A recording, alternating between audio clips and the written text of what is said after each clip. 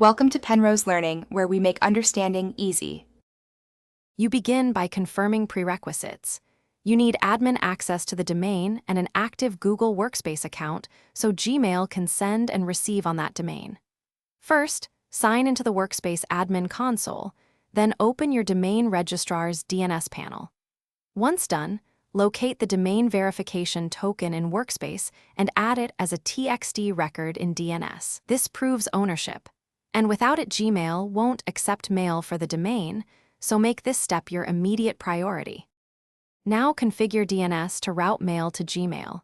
Replace existing MX records with Google's MX set and confirm their numerical priorities. Make sure to add an SBF TXT that authorizes Google's mail servers. This reduces spoofing, and then enable DKIM from the admin console, generate the key, and publish its TXT.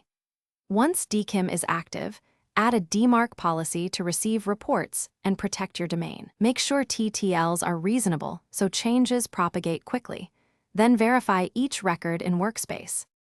Finish by creating user mailboxes and aliases, then send tests from external providers to confirm delivery. Check incoming message headers to verify SBF and DKIM pass. That's how you confirm authentication works. If mail is delayed or rejected, make sure MX priorities are exact, TXT values have no extra characters, and propagation time has elapsed. As one troubleshooting tip, if authentication fails, regenerate DKIM keys, republish the correct TXT, and wait for DNS to update before. Thanks for watching. If this was helpful, leave a like and consider subscribing. See you next time.